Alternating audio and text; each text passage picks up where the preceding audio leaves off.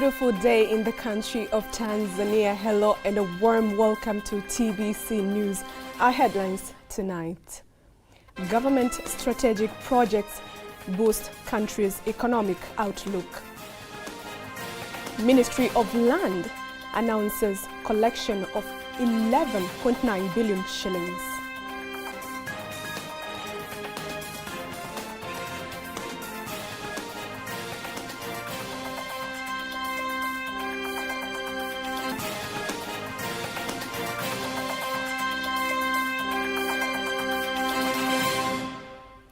Good evening, I am Margaret Geddy. You can also follow us live via YouTube channel TBConline and also get the latest news through our Instagram, Facebook and Twitter pages at TBConline.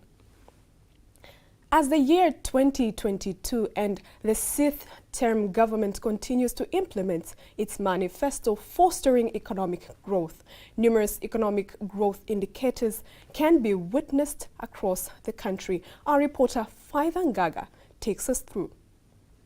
The sixth phase government has been upholding its philosophy, Kazi Iendelee, which literally translates to the work continues. In March this year, President Dr. Samia Suluhu Hassan officiated the launching of the Tanzanite Bridge. The bridge extends to 1.03 kilometers, and this surely changed the Dar es Salaam scenery. The month of October was a happy one for the people of the northern regions after the Wami Bridge, which extends to 513 meters, was launched, connecting the northern regions to the neighboring countries. Other bridges which have been completed include the Mara Bridge, the Magara Bridge of Manyara region, the Sibiti Bridge of Singida. All the while, the Kigongo Pusisi and Pangani bridges are under construction. The sixth phase government also continues with the construction of roads in various areas in the country. For instance, the construction of roads such as the Mbeya-Chunya-Makorongosi Road, which extends to 111 kilometers, the Njombe-Moronga-Makete Road of 107 kilometers, the Mbinga-Mbamba Bay Road, and the Nyakanazi-Kabingo Road, which extends to 50 kilometers. One of the biggest strategic projects is the Standard Gauge Railway Project, SGR, whereby it is partly complete. For instance, the railway from Dar es Salaam to Morogoro is complete, while from Isaka to Mwanza is still in progress. Recently, President Samia Suluhu Hassan has witnessed the signing of the construction contracts of the Tabora-Isaka part, which extends to 165 kilometers. Also, the Tabora to Kigoma part. The SGR is a project in motion. In the energy sector, President Samia Suluhu Hassan has launched the water filling of the Julius Nyerere Hydropower Project, JNHPP, after having constructed the infrastructure for water storage. The project is expected to produce 2,115 megawatts, and it is expected to eradicate the problem of electricity shortage in the country. The project costs more than 6.5 trillion Tanzanian shillings. The sixth phase government also made history by building more than 15,000 classrooms, and currently a mega project is ongoing and it caters for Form 1 students. The health sector is also another example where one can witness government efforts. Regional hospitals, zonal hospitals, and health centers continue to provide their relevant services, and quality health services are taken closer to the people. The nutrition plan continues to be implemented, and the government has hired ample nutritionists in all municipal councils in the country. Faitha Ngaga, TBC News. The Permanent Secretary for the Ministry of Land, Housing and Human Settlements Development, Alan Kijazi, says the government has collected more than 11.9 billion shillings from the month of February to December this year after President Dr. Samia Suluhu Hassan granted the amnesty of interest on the arrears of property tax to all debtors. Here is a report by Henry Mabumo, read by Faitha Ngaga. Here's the Permanent Secretary for the Ministry of Lands, Housing and Human Settlements Development, Alan Kijazi, talking to journalists and announcing that 2,800 people have come forward to seek government's amnesty on their property tax arrears. Pamoja na kutoa msamaha huo, the government has managed to collect 11 billion shillings, 993,281 millions, 914. Kijazi also says the government will take legal measures, including cancellation of property ownership for those who refuse to fulfill the conditions of ownership after December 31st of this year, in accordance with the Land Law Chapter 113.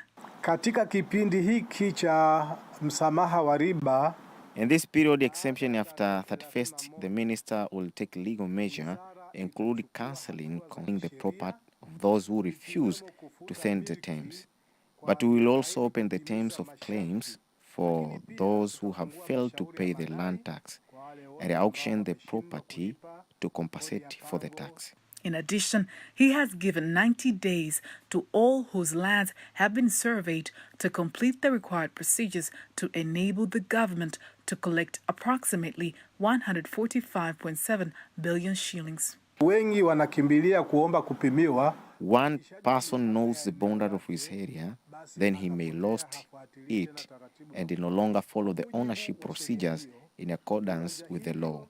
Those plots will be owned by the other owners. He has instructed all the land offices in the country to provide services in all the remaining days, including the last day of Saturday, December 31st, to give a chance for all creditors to pay their taxes and get relief from the exemption.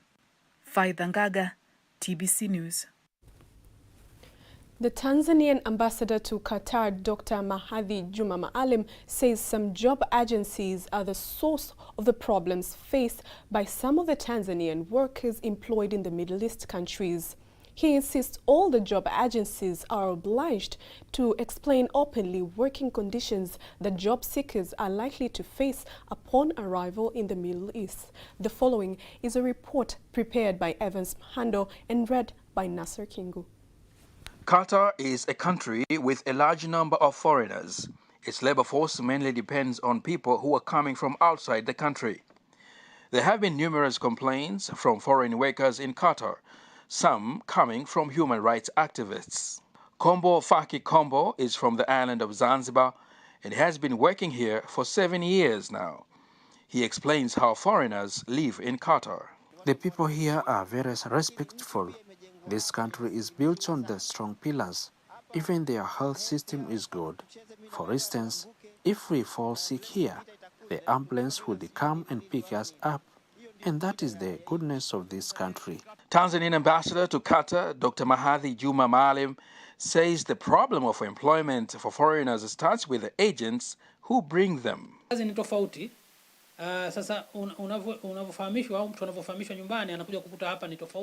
jobs here are different.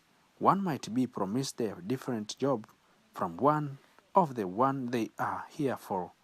That is one of the problems that occurs here often. Also, the promise that people get while at home may not match their reality. For example, the promises about salary. Then he talks about the actual working conditions in the country. Another problem here is the long working hours. Domestic work usually involves a lot of working hours, but most people are promised few working hours instead. There are usually a lot of complaints, and whenever we can, we usually gather employers and employees in efforts to solve them. And the chairman of the Tanzanians living in Qatar, Said Ahmed Said, believes that President Samia Suluhu Hassan's visit to the country will increase opportunities for Tanzanians. I expect that there will be more opportunities because this country is still in an infant stage and there is a demand for a lot of things. This country in the Middle East has many opportunities for foreigners. And if it is used well, it can be of great economic benefit to Tanzanians. The Tanzania Revenue Authority, TRA, has begun its ambitious campaign which aims at sensitizing all shoppers at Kariakoo International Market the importance of claiming electronic receipts after purchasing any item. The move intends to boost the government's revenue collections. Rehema Sebabili reports. A portion of Tanzanian population does not reclaim receipt after purchasing item. This, for some, has been a loophole through which the government has been losing a lot of income which otherwise would have been generated from the revenue collection.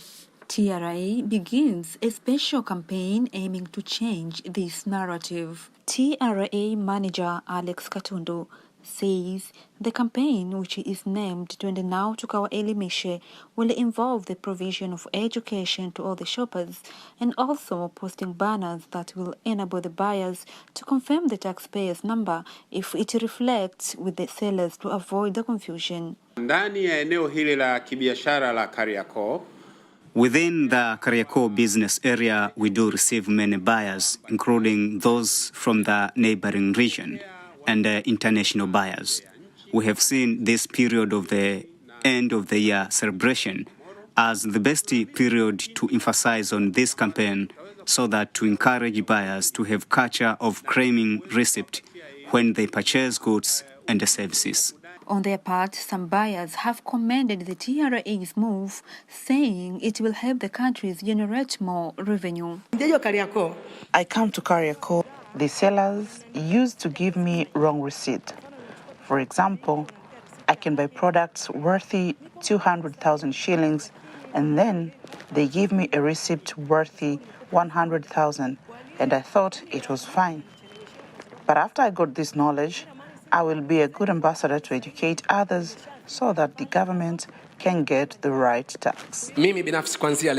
Personally, starting today, even if I buy a bottle of 5,000 shillings, I will demand a receipt and I promise to educate others to have a culture of demanding a receipt whenever they purchase. The campaign aims to help the tax region of Kariakoo to reach its collection targets, approximately 19.5 billion shillings. Reporting from Dar es Salaam, Rehema Sebabili, TBC. The media industry has been advised to continue to educate the public on autism in children and mental health through their stories and programs. The following is a report prepared by John Matthias and read by Lucy Nyabange. It is a dream of every parent to have a child. This is always considered to be a blessing for a parent. Recognizing the importance of a child in a family, society, and even nation, Journalists Editors Forum, the International Organization for Saving Child, met to award the journalists who reports on children. Active role of change. Lakini change for the better and not change for the worst.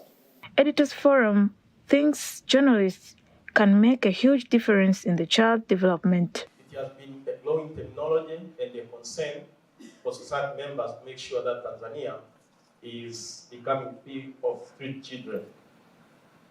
But not only that, the concern about children welfare has increased in this country. The United Nations Children's Fund urges the media to continue to raise awareness to protect the rights of children. Through your platform, editors, chairperson group for child rights editors is spelled ECG or is ECGCR, for your solid commitment in advocating for key children's issues across media channels. Journalists who have been on the forefront in writing and broadcasting news and stories about children are awarded. For this award, I encourage other journalists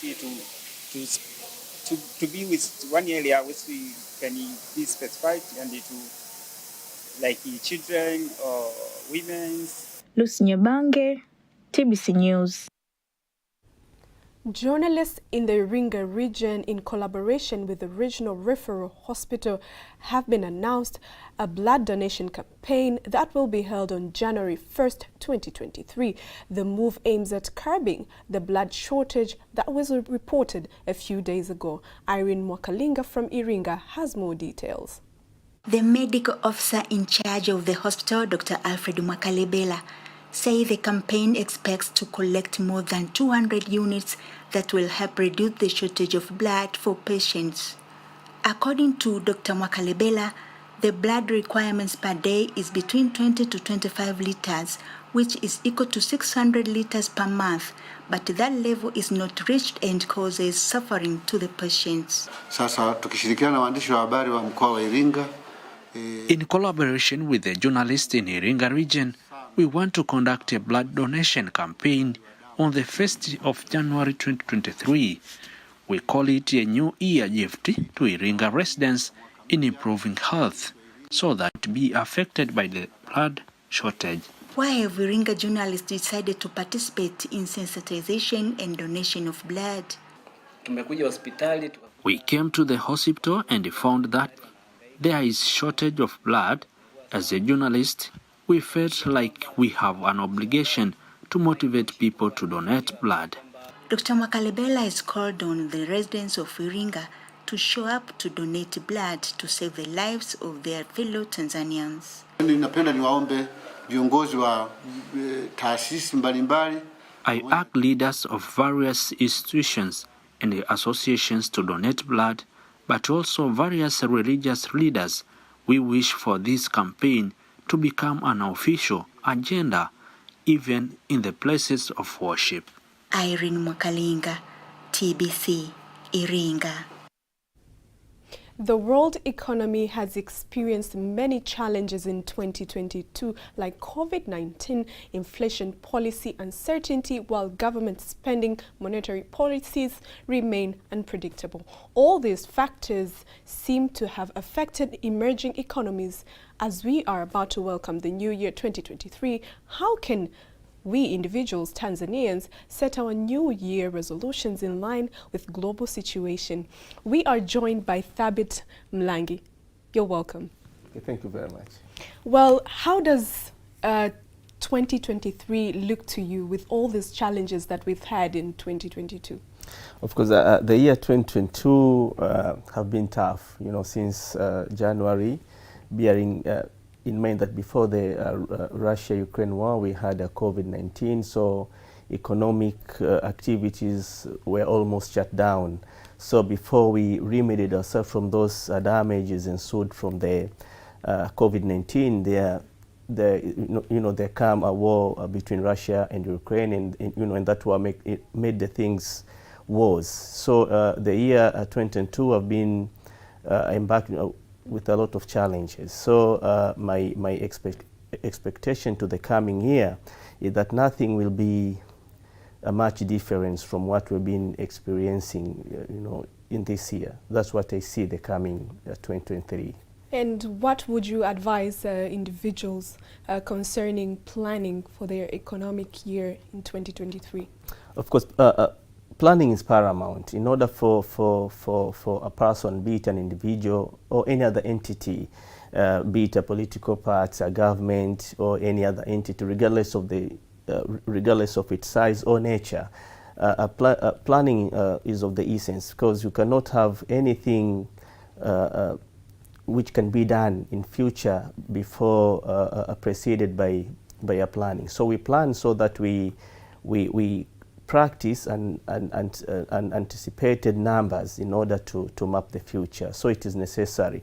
But as you know, if you plan alone without having a strategy so that you can carry out what you have been planned, then nothing, that bearing fruits can be achieved. So my opinion regarding planning, that it cannot be achieved unless we have a strategy. And in a strategy, of course, is where we make choices on how we can concentrate on the limited resource that we have, so that we may have a competitive advantage and of course having winning advantage.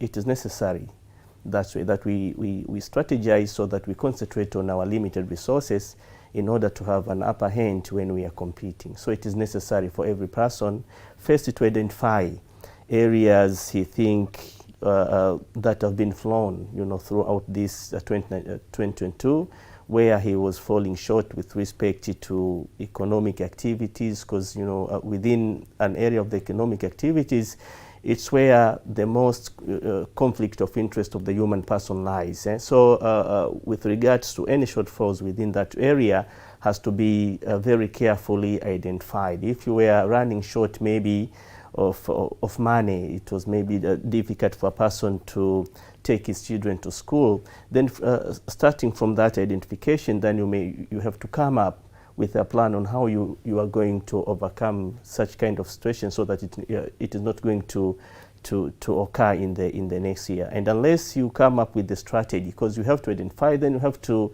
concentrate on the resources that you have, and not that monetary resources, but it has to include all other resources that you think would have been appropriate if you're going to deploy them combating your economic challenges. So you have to identify first, then you have to concentrate, and upon being concentration, then you have to make choices. From the choices is where one may come up with the decisions with respect to a kind of strategy that has been chosen in order to achieve his economic goals. And upon being furnished yourself with the choices or decisions, then you have to go to another stages of the ignoring distractions and all other things that would otherwise derail your action towards achieving your economic goals. So it is very important. Mr. Mlangi, yeah. It's usually a problem or a challenge for people in January. Everybody says there's a problem, like economic problems in January. What do you think is the cause of this? Of course, the cause of this is to remain with the similar sources of income that that we have previously in the previous January, and then expecting to have a different outcome with that similar sources of income to another January. I think that's where the problem lies. So in order to come up with the solution toward these difficult Januaries, which are always prolonging, following one and another and another and another, is to make sure that the source of the income, the area that you depend in order to have some additional incomes, has to change, has to come up with variants of sources in order to make sure that these Januaries, which are of course difficult, are not going to be the same every year. So the best way is to come up with the solution how of course we vary our sources of income in order to make sure that any challenge that have been faced in previous Januaries are not going to repeat. Yeah. What do you think are the common challenges that may hinder many to achieve their annual goals? Challenges, one of them is failure to plan, because if you fail to plan, you are preparing yourself to fail towards anything that you want to achieve. So first we have to plan. So unless we plan, we are not going to strategize on anything. Unless you have something that you have already planned, it will be easy for you to strategize on them. So first we have to plan.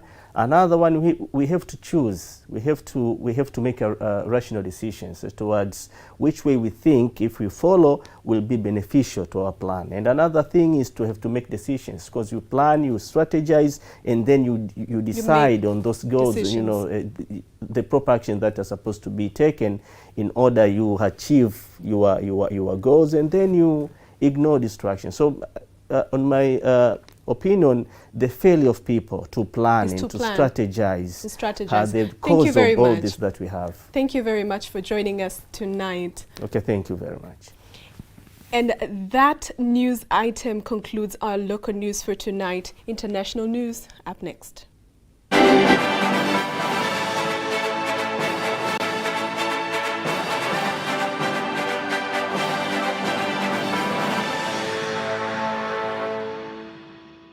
Here is Nyambona Masamba with the international news.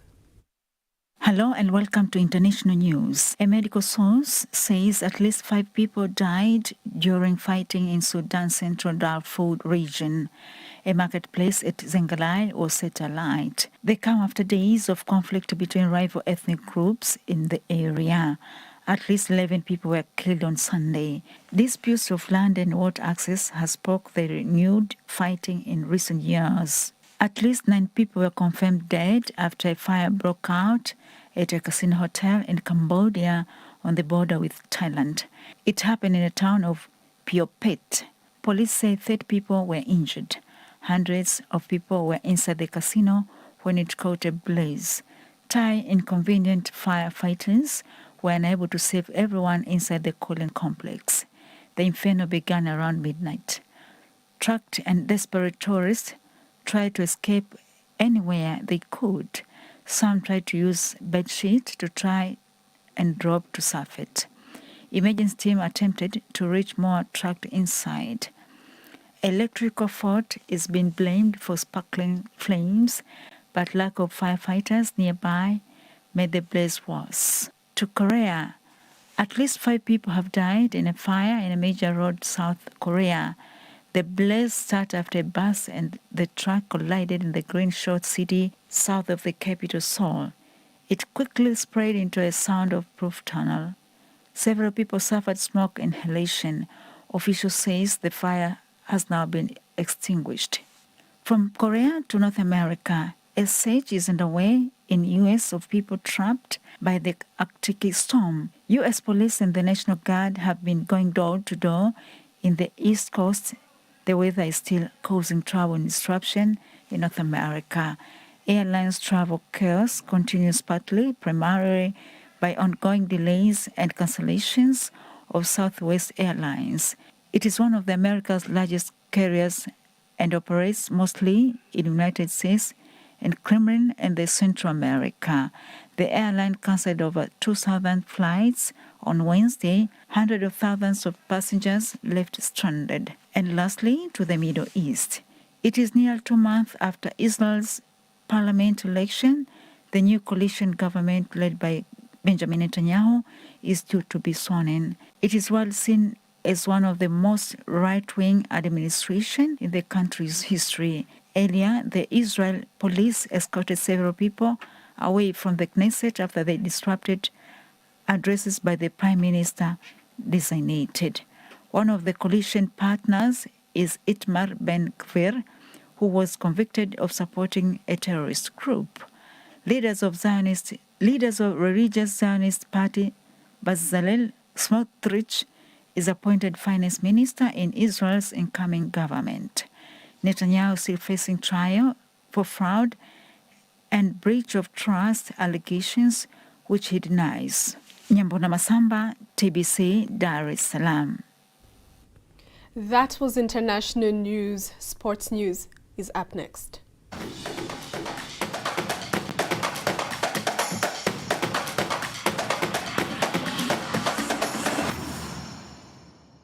Here is Nyambona Masamba with sports news.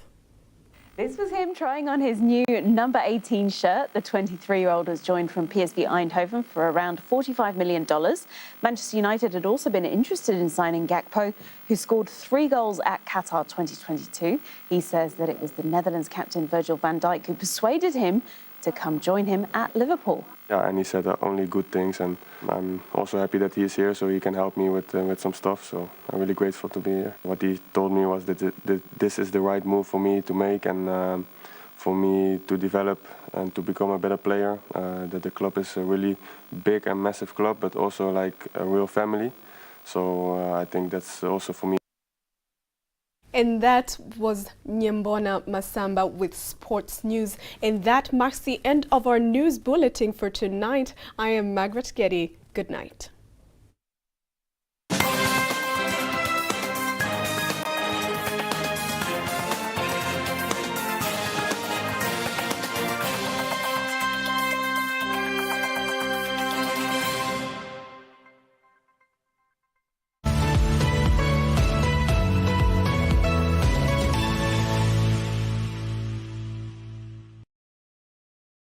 Fataki.